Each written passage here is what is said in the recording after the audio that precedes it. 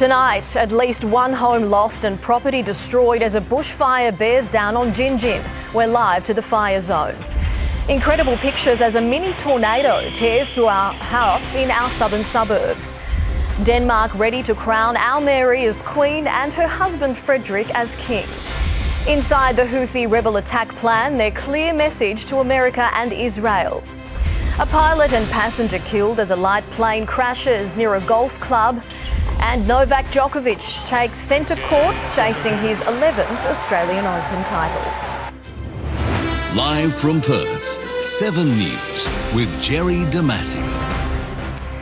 Good evening and welcome to 7 News. Residents in Gin are bracing as a bushfire races toward the town. This is a live shot now from the 7 News helicopter above the fire zone. Hot, blustery conditions are making the battle difficult for firefighters, with crews on the ground and in the air. Already one home has been lost, along with sheds and equipment. A few hours ago, the fire was nowhere near this home, but things changed very quickly this afternoon. Its wooden frame inside alight, the belongings now ash. The spot fires jumping ahead of the blaze are burning indiscriminately. Trees and sheds still stand next to what is now a shell. A wall of flames is raging towards the town of Gin, egged on by strong winds. Gin has faced considerable uncertainty for much of the afternoon. It's been under a state of emergency since around midday, along with neighbouring Chitteringshire. The blaze was thought to be under control before that, but the winds picked up and fanned the flames. Beverly Bradley was at home when there was a knock at her door. Said I need to get out immediately, there's a fire. So basically all I was concerned about was my little Molly. Got her basket and her blanket and her medication, her water. Was out the door in the car and then realised I was in my pyjamas. Gin was extra quiet this Sunday, most people staying off the streets, leaving them clear for emergency vehicles. This is what DFS refers to as a complex fire. Aerial bombers flying mission after mission. The flames kept flaring. Tonight also we're potentially up against some more lightning to come through. Another layer of complexity for the incident. So we're making sure we've got crews in reserve should we have more fires in the landscape. And we have had a couple during the day today. Extra fire crews from Perth were rushed to protect the town. An evacuation centre has been set up at the Gin Recreation Hall. Helen Selkirk lives in the path of the fire. She left when she was told. We were swimming in the pool last night with ash falling and then rain falling, so it was quite interesting. It's scary when you see more, knowing my house is up there somewhere. This is the intersection of Moolyabini and Old Moolyabini roads near Gin, the town about a quarter of a kilometre that way. And then above the ridgeline you can see the smoke from the fire that it's pushing down a creek line. Now earlier the winds were pushing those flames towards the Brand Highway and would bypass the town of Gin, but now the wind has switched. It's at my back and it's pointing straight at the town. It's likely to be a long night for the firefighters and for the folks of Gin.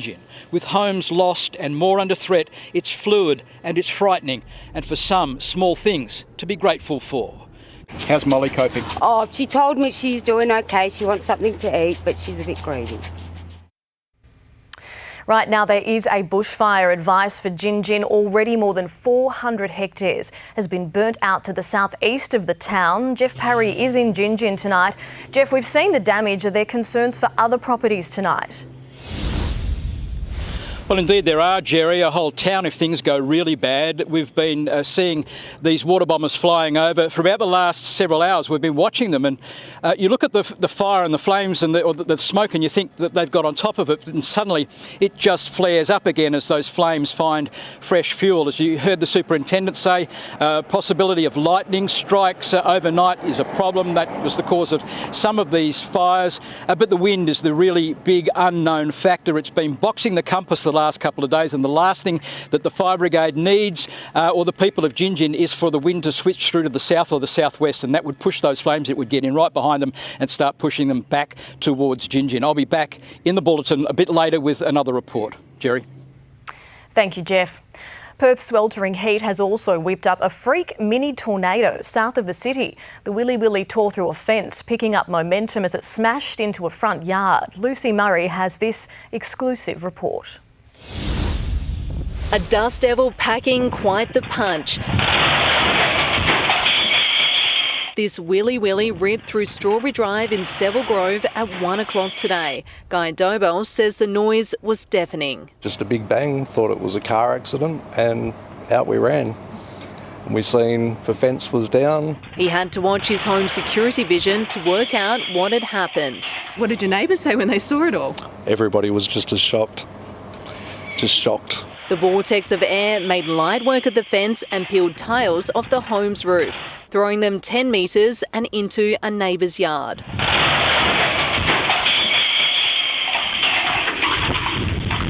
Then silence. All over as quick as it happened.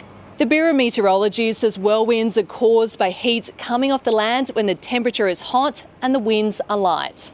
Perth's hot spell creating the perfect storm to whip up a freak summer squall.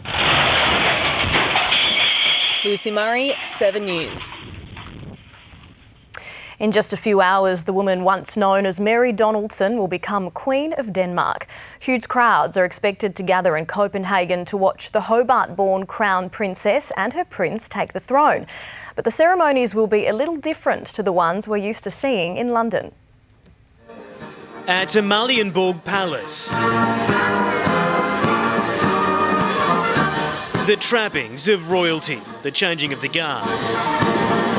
This the last of the reign of Margrethe II. It's a little like Buckingham Palace, but different. You can see there's no fences, there's no long guards and high fences, so that the royal family is very close physically, but also to the people as well. The Prime Minister, representing the people, will proclaim Frederick as king from the balcony of the country's parliament. Inside, he and Mary won't ever actually sit on the thrones, and there'll be no elaborate coronation like this.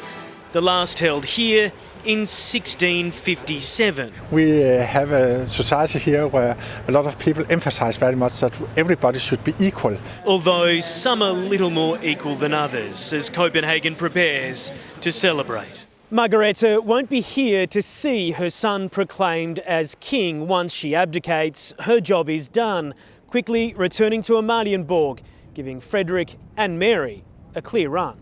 And Copenhagen's Australian community will be watching. When there's a very special occasion, that the local bakers will produce a special product. Paulette Christofferson fell for a Dane and moved here, just like Mary. And I think she represents what Australians can be and where we come from, and she really does that so well. Her life about to change forever. The crowds definitely are beginning to build here in Copenhagen on what is a very cold, in fact freezing, but thankfully dry day in the Danish capital. In the next couple of hours, Queen Margrethe will leave the palace just across town from here for the final time as monarch in a royal carriage, coming here to the Danish Parliament to sign her abdication papers. She will leave in a car, allowing the new King Frederick X and Queen Mary to ride through the streets of Copenhagen in that same royal carriage for the first time as sovereign and consort. Tens of thousands of people expected here in the capital. Extra trains have been put on right across the country to bring people here to Copenhagen. Extra police, of course, as well. It is a day where an Australian will become queen. Quite a ride for the Tasmanian. Jerrie.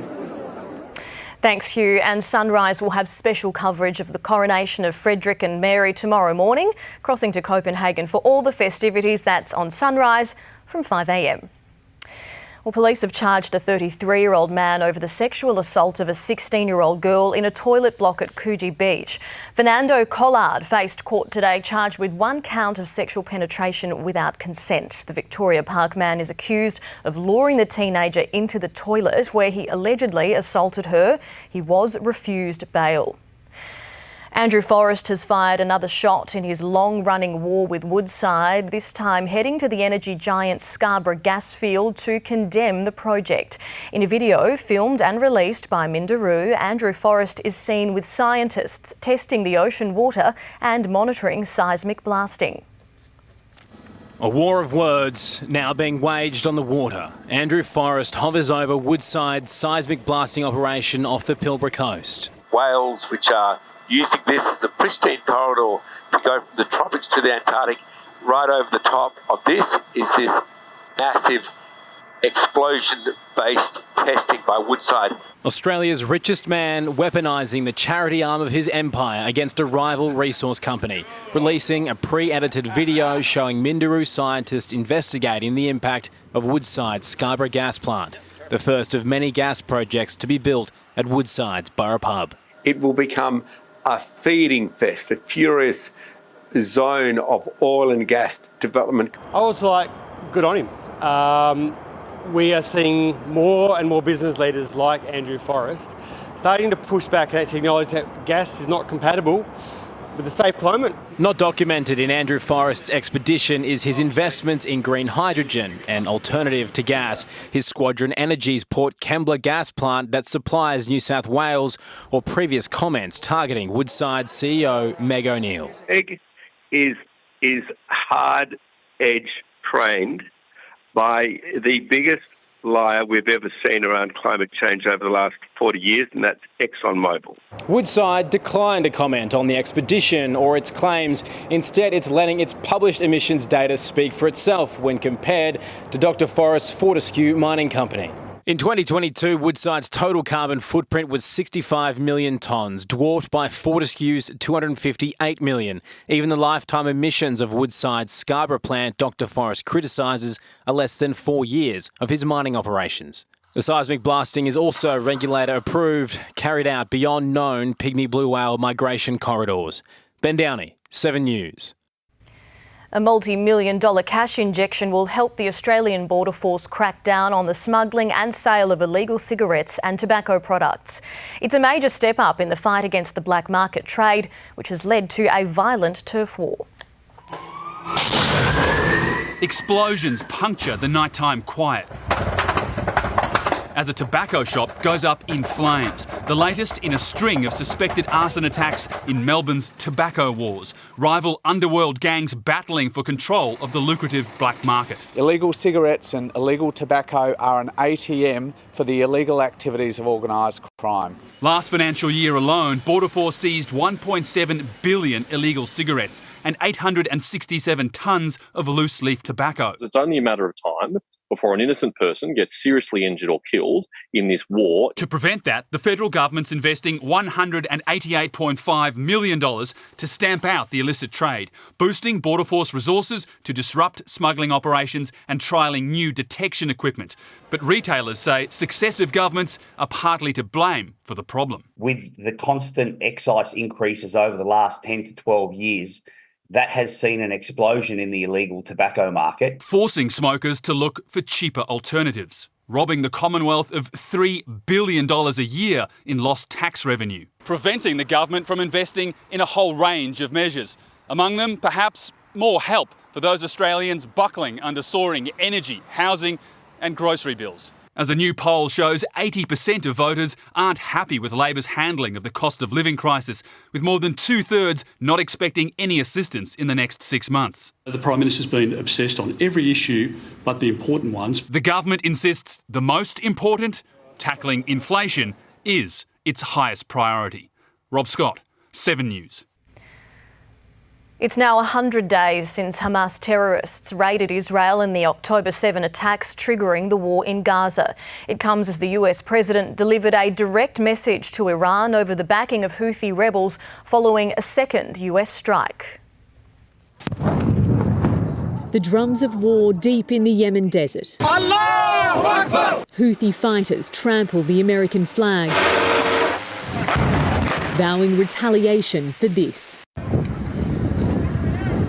A second round of US Tomahawks striking Houthi targets before dawn. As they are probably trying to recalibrate and trying to think through next steps, we were able to hit approximately 16 locations. Enough firepower to take out a quarter of the rebels' attack capability, according to senior US officials. The Iran-backed militia has threatened more chaos in the Red Sea unless Israel pulls out of Gaza. This is a war against the axis of evil led by Iran and its three affiliates, the three H's I call them, Hezbollah, Hamas, the Houthis. The US president saying he's delivered a private message to Iran. As the West combines forces to contain a regional conflict, Israel's still determined to bring down Hamas and bring home more than 100 hostages held captive for 100 days. Reminding the world of their plight with this, a replica Hamas tunnel built in Tel Aviv. I can't speak, it was very difficult to... I can't explain the pain that we have here in Israel. Ceasefire now! As pro-Palestinian protests are held across the globe from London to the gates of the White House. Israel marking 100 days of war as the death toll grows in Gaza. In Tel Aviv, Ashley Mullaney, 7 News. 2 men have died following a plane crash south of Brisbane. The pilot and his passenger were returning to the airfield when their light plane plummeted outside a packed golf course. In the scenic rim, a devastating scene. A yellow light plane in pieces. It came crashing down this afternoon in Dugandan, an hour and a half west of the Gold Coast. On board, 2 men, aged 69 and 82. We knew something had gone down there. I suggested to her that it was a plane to start with. A lot of light plane trips, a lot of older planes coming over. They're usually pretty good, but sad that it's happened. Police say the plane had taken off from the Boona airfield and was returning, but they don't know why its attempt to land ended in tragedy. No mayday call was made. That is something the investigators will actually have to pursue in terms of any transmissions that were made from the aircraft. For the rest of the day, the rural road was blocked. Forensic officers and detectives examined the field, trying to piece together the plane's final moments. There are many members of the community who may have witnessed this particular crash. And our thoughts are also with those persons. Recreational Aviation Australia will also assist with the investigation. Other pilots here in Dugandan have told 7 News this pilot was an experienced flyer. They say they've known him for decades and can't believe what unfolded this afternoon. As a small community searches for answers to find out why a weekend joy flight turned fatal. Georgia Costi, 7 News. The dangers posed by artificial intelligence will be addressed by new federal laws. Industry Minister Ed Husic confirming a new advisory body is set to work with government and industry and academic experts to provide the groundwork for new legislation. It's very important to get this right. As most countries agree now, this is a potential, it sounds extreme, but I believe it's true, a potential risk to the existence of mankind. The body will initially concentrate on high-risk settings such as law enforcement and healthcare. The Australian Open has kicked off on a Sunday for the first time in the tournament's history. Tens of thousands of tennis fans have packed Melbourne Park for the first Grand Slam of the year. Here's Blake Johnson. They've been here before, but it's been a while. 21 years since Andre Agassi's last Australian Open, 50 years since Yvonne Goolagong-Cawley's first. When I heard that, I thought, geez, that makes me feel old. From then to now, there's plenty of change at the Australian Open. This year it starts a day early. I can't believe how busy it is for a Sunday. I mean, it's jam-packed. Ticket sales today have been fairly significant, a lot more than we expected. The extra day allows breathing room in the schedule. It does take the edge off the late finishes. Doesn't guarantee you won't have them, but it takes the edge off. Taxis must now use the meter for trips from a rank or hailed from the street. Last year, rogue cabbies quoted extraordinary amounts for short trips leaving Melbourne Park, price gouging a captive market. We are working with the Australian Open to have marshals, and we are working to ensure that we have regular visits by inspectors. A new bar at Court 6 was inspected early. Yeah, not ready yet, but yourselves nice courtside. I think it could be a challenge playing on here later in the day. The mocktails I've got here and it's delicious. Australian Open, eyes shut for some. Also open, the wallet. For tickets, I would have spent almost $1,000 because I'm coming 3 days. So about $110 for tickets. We've got about $30 of stuff in the bag. Yes. We'll spend another probably, $70 to $100 on the snacks minimum, and the refreshments. 200 tickets roughly. Probably looking at spending around $200 on food, merchandise. Tickets probably about $350, I think. Drinks, It's an endless tab, let's say. This year, an expected record 1 million visitors to the Open. We haven't seen international visitation come back since COVID, but events like this really put us on the international map. Being out here is incredible to witness firsthand.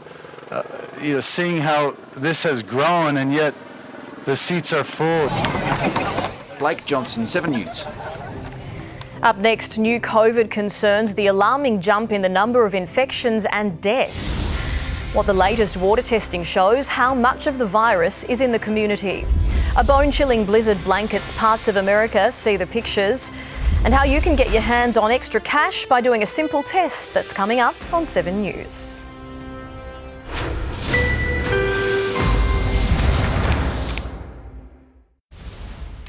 There's been another drowning in WA, the second in as many days. A man in his 40s was pulled from the water at Albany's Middleton Beach this morning. Despite efforts to revive the man, he could not be saved.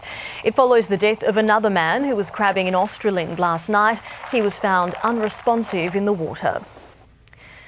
An Arctic blast is sweeping across parts of the United States, bringing freezing temperatures, with some areas plummeting to minus 30 degrees.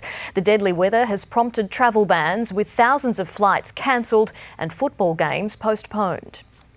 A bone-chilling blizzard blanketing Iowa, half a metre of snow falling in Des Moines in just 5 days as back-to-back storms smashed the United States.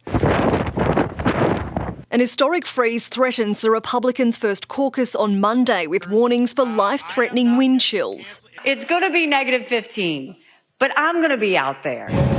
Thousands of flights have been cancelled across the country, travel bans enforced in Western New York.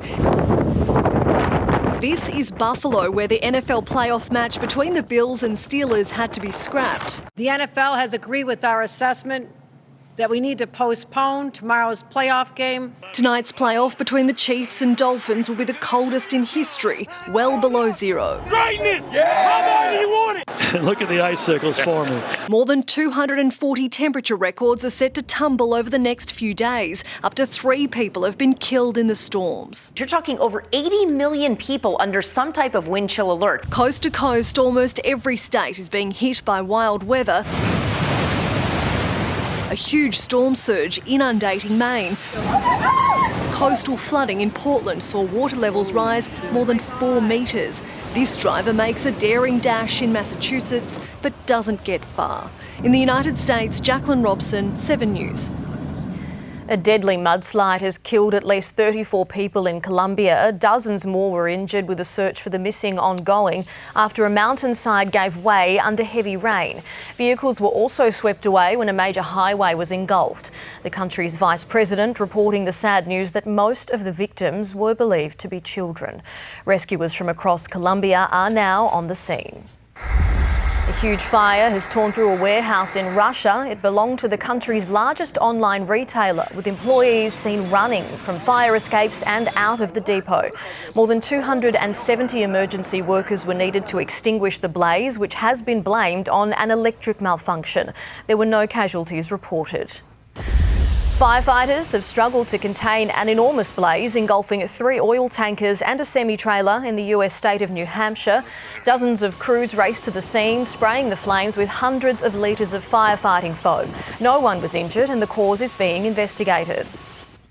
A car has been struck by a tram after the driver attempted a risky manoeuvre in Melbourne CBD. They tried to make a U-turn in front of the oncoming tram, putting the 2 vehicles on a direct collision course.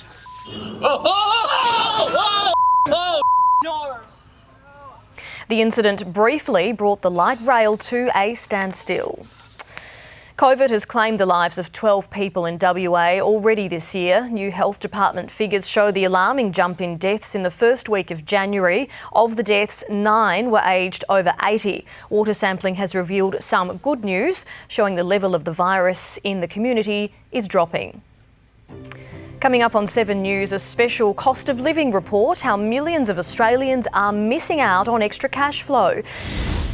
The simple financial tests that could make you money. Details next. Also, a high-stakes vote in Taiwan with an outcome expected to anger China. And sweet, sweet news for dark chocolate lovers, why the treat might be the key to a healthy heart. That's next. We've never seen this before.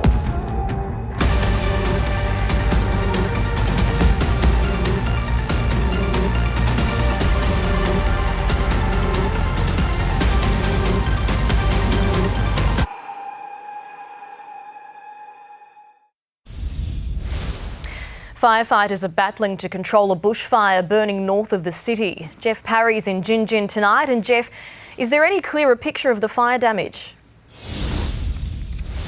Well, Jerry, we saw one house going up in flames from our helicopter, as we reported earlier in the bulletin. We suspect, and so does DFS, that there is more property that has been lost. DFS aren't able to tell us at this moment exactly what has gone up in flames or how much damage has been done, because they have teams that are trying to get into the area, and they'll tell us probably tomorrow on what the damage has been done. But they're running out of time here. The clock is ticking on the water bombers. We've been hearing them go over constantly trying to get their loads dropped before they lose light. At that stage, they will then have to head back to their bases, and that will leave the fireys on the ground and the people here in Gin on their own. The problems that they will face overnight, there are two really. Lightning strikes, or the possibility of lightning strikes, and that's what it was responsible for some of the fires. Also, the possibility of wind changes, and if the wind turns and starts pushing those flames from the south or the southwest, that would start pushing the fire back towards Gin. We'll keep you updated throughout the evening and in sunrise tomorrow morning. Back to you, Jerry. Jeff, thank you. Beijing warned them not to, but millions of Taiwanese have gone to the polls to elect a pro-independence president. The Chinese Communist Party calls William Lai a troublemaker, but he says he represents democracy. William Lai will be the man to navigate Taiwan's fraught relationship with China, which sees the island as part of its territory. The vote was close, but he won the majority required to become president and keep the Democratic Progressive Party in power. In his victory speech, the president-elect said it showed the Taiwanese people had not been intimidated by the threats from the Chinese Communist Party. We're telling the international community that between democracy and authoritarianism, we'll stand on the side of democracy. His pledge to stand up to China is what secured Lai the presidency, but this election will provoke Beijing. Tensions are already high across the Taiwan Strait, where the Chinese military sends ships and warplanes to conduct daily missions around the island. The Biden administration will soon send an unofficial delegation to Taiwan, a move that could upset Beijing. A senior White House official says a face-to-face meeting is the most effective way to engage the new Taiwanese government and convey US policy in the region. Australia has sent its congratulations. The government looks forward to continuing our important relationship with Taiwan, obviously in the context of the long-standing bipartisan One China policy. Particularly in a troubling time, it's important that democracies are able to implement the outcome of the will of the people, and that's what's happened in Taiwan. The world now waiting for a response from China, who labelled this an election between peace and war. In Washington, D.C., Miley Hogan, 7 News. There was a delicate rescue operation southwest of Sydney this morning when a woman in her 30s fell from a waterfall. Multiple crews were called to mermaid pools in an area of dense bushland near Tarmore around 8:30. Paramedics treated the patient for cuts and bruises before she was winched out by helicopter. Dashcam has captured a ute smashing into the back of a truck in Queensland. It happened on the M1 at Beenleigh South, the truck driver slamming on the brakes after another car swerved in front. Witnesses say the ute driver was trying to merge into another lane. He was shaken but otherwise okay and taken to hospital as a precaution. A startling number of Australians are being blacklisted from bank loans and credit cards and don't even know it. As more people turn to credit to survive the rising cost of living, financial experts say understanding what you can borrow is more important than ever.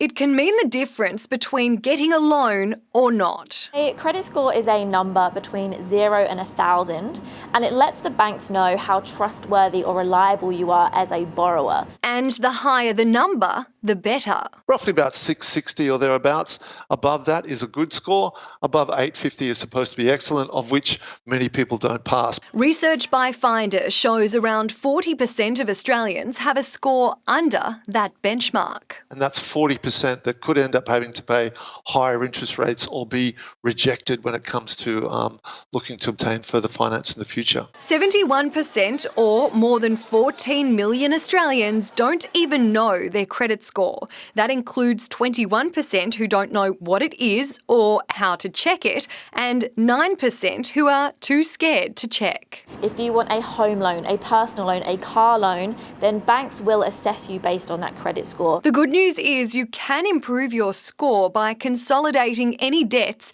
and reducing any credit limits you're not using. It can take a couple of years for the credit score to be bumped up if you're going to improve it.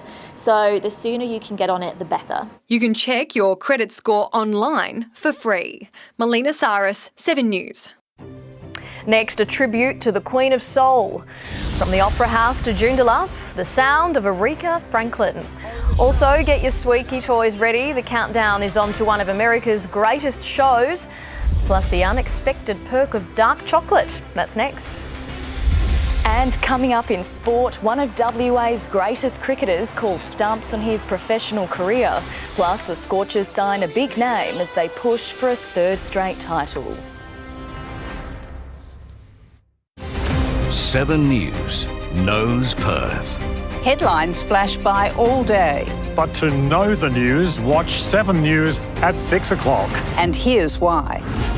It was members of the gang crime squad that arrested him. Our reporters are newsbreakers. Are you a victim of their negligence? With more exclusive reports that dig deeper and demand answers. We commit to travel to wherever the stories happen, even the front line. Chris Reason from Channel 7 Australia. As international news unfolds in Europe, we're live to you at 6 p.m. breaking down the global issues that matter back home in Perth. 7 News understands. Our reporters travel from suburb to suburb. Here in Joondalup and across our state to bring you the news. I can confirm this is the team we trust. And thank you for trusting 7 News.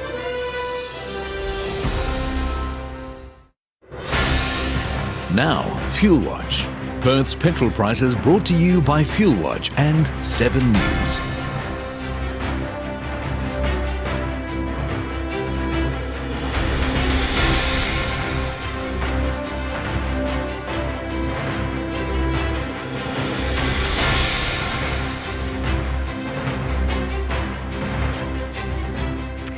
New research suggests eating dark chocolate could help to lower your blood pressure.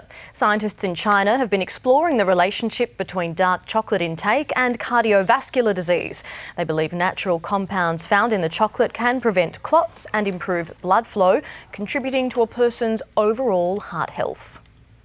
Move over Super Bowl, the trailer has dropped for one of the most highly anticipated American sporting events of the year. Final preparations are underway for Puppy Bowl. The festival will see 130 pups face off in a blockbuster football game, Team Rough taking on Team Fluff in a 3-hour live event next month. It's held annually and raises funds for US animal shelters. Joondalup's award-winning festival is set to return for another year, and this time there's a new headline act. Fresh from sold-out shows at the Sydney Opera House, a tribute to one of the greatest singers of all time is heading our way. While I'm dropping nothing of us, a haunting rendition. Say a little prayer for you. From one Australian soul singer to the original Queen, ARIA-nominated Emma Donovan will soon light up at Joondalup University for the WA premiere of Aretha. I just take my time.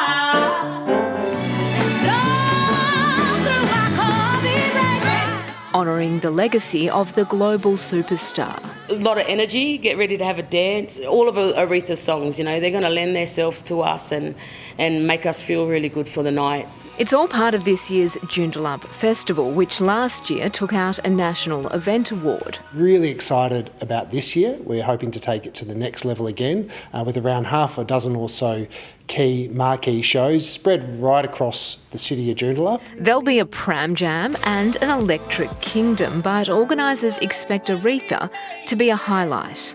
Emma and the 5 other stars of the show, all women, will perform to 4,000 people. And the tickets are subsidised. Even the best seats in the house will set you back less than $80. There'll be 2 performances of Aretha at Edith Cowan University on the 8th of March and 9th, which is International Women's Day. I'm in love with you.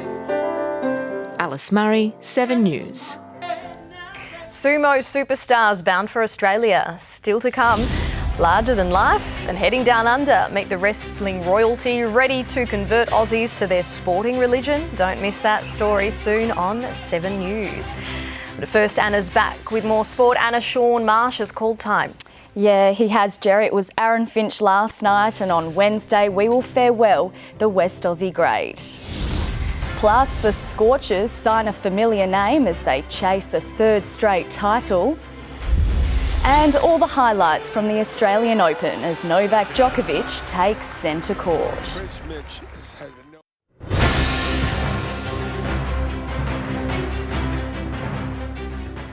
Welcome back. One of WA's greatest cricketers has called stumps on his professional career. After retiring from state cricket last year, Sean Marsh says Wednesday night will be the last time he'll play in the Big Bash. Meanwhile, the Scorchers have signed on a familiar face as they chase a 3rd straight title. 25 summers of this. Gee, that's well timed. That's a great shot, actually. It's a brilliant shot. And still winning games off his own bat. Almost. Smashed away by Marsh. Fitting he hits the winning runs. The Renegades have their second win of the season. 2 titles with the Scorchers, more than 2,800 BBL runs at an average of 40, higher than anyone inside the top 30 scorers. An unbeaten 64 last night, helping great mate Aaron Finch finish on a high. Yeah, I'm a bit lost for words, actually. It was nice to go out with a win, especially against the Stars. Greeted with a guard of honour as he walked out to bat for the final time, but no farewell fireworks. Straight up in the air. Of all the people, Maxwell takes the catch.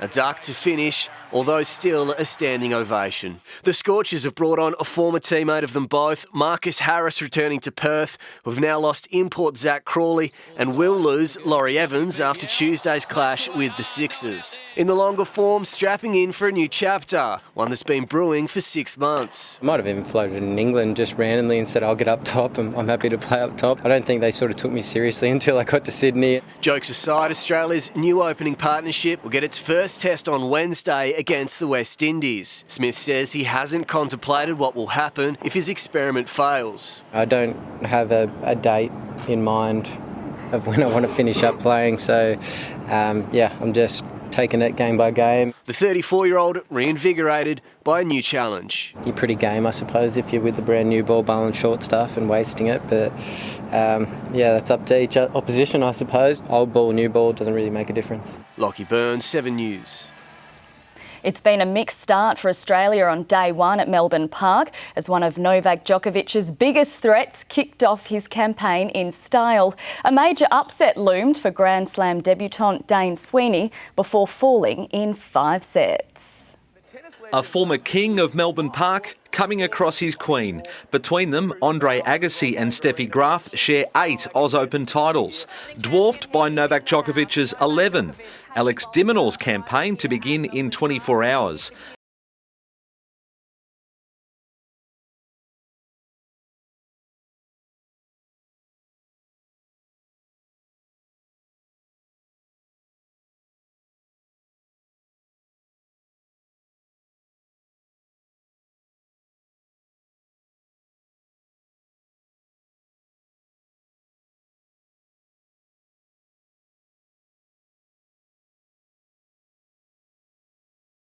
Wildcard Adam Walton had his opponent on the run. I wish I had that flexibility.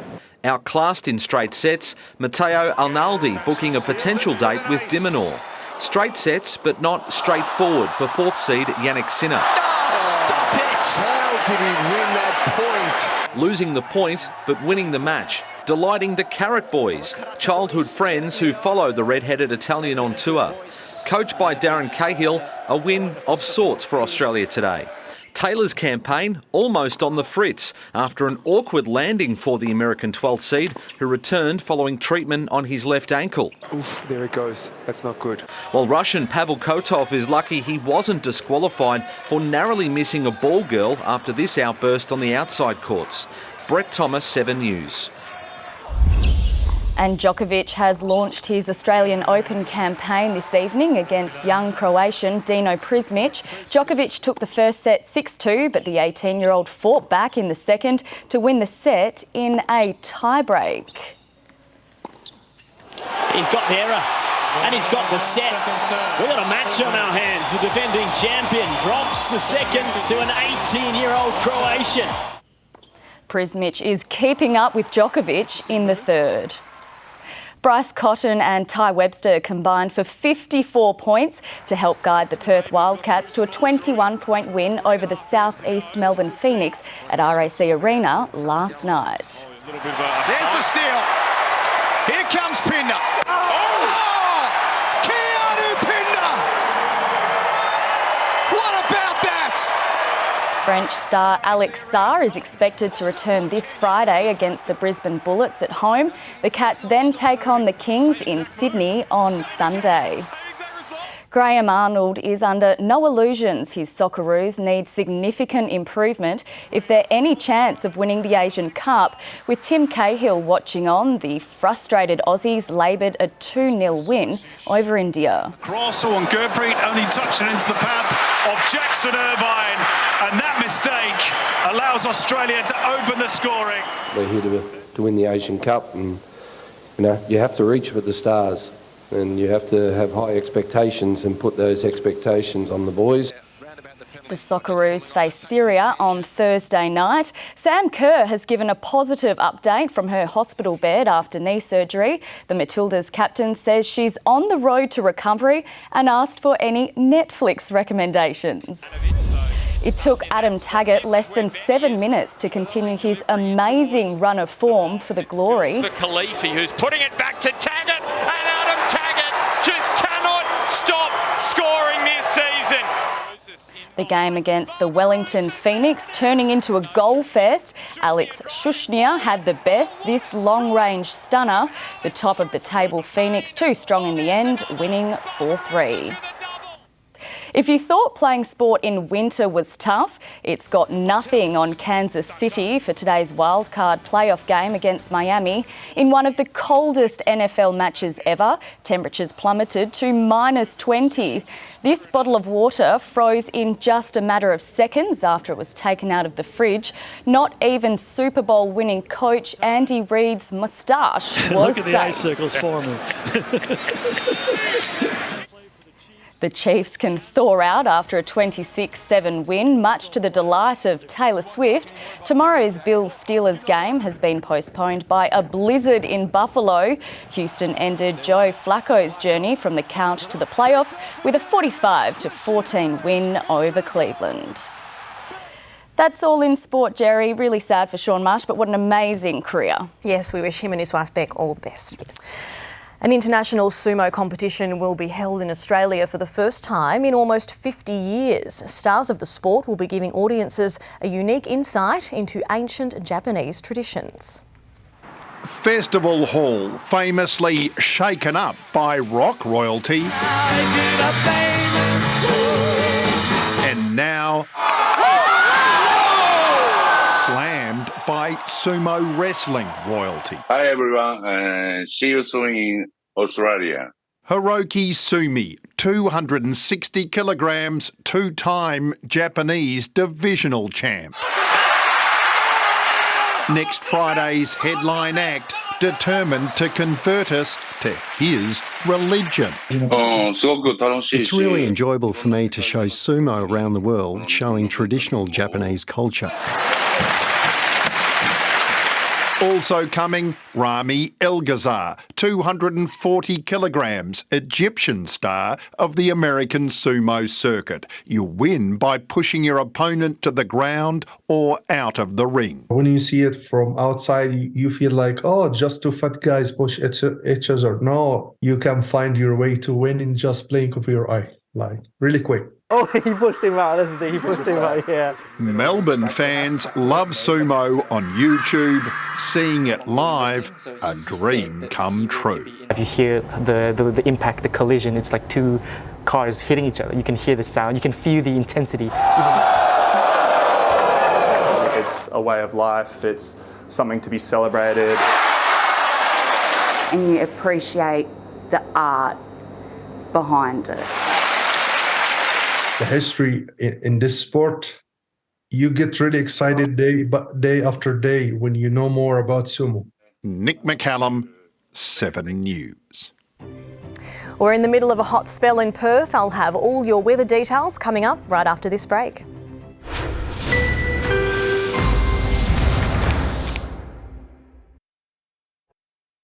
Monday on 7 News, the revolutionary prostate cancer surgery, changing the lives of thousands of Australian men left shattered by devastating side effects. We get to change these men's lives. A special health report, only on 7 News, Monday. Well, the heat wave continues in Perth today, but we will feel some much welcome relief this week ahead. Today, not quite as severe as yesterday. We got to 36.6 this afternoon. Tomorrow, it'll be hot over in Adelaide too, 34 there. Showers for Brisbane and Sydney and 28 in Melbourne. Back west, storms about the Kimberley and strong winds through the Pilbara forecast. Grey skies over the goldfields, hot in the southwest. Busselton should hit 36. On the water, winds becoming southwesterly up to 15 knots, seas and swell around 1 metre. In the city tomorrow, 34 is the prediction, a little warmer on Tuesday, 35, then cooling down to 31 on Wednesday, Thursday 28 and Friday 29 before what's shaping up to be a mild summer weekend. That's 7 News for now. I'll be back with evening updates, and for the latest news you can head to 7news.com.au. Sunrise has special coverage of the coronation of Frederick and Mary from 5 a.m, and Susanna is back tomorrow night. Enjoy the rest of your evening here on 7.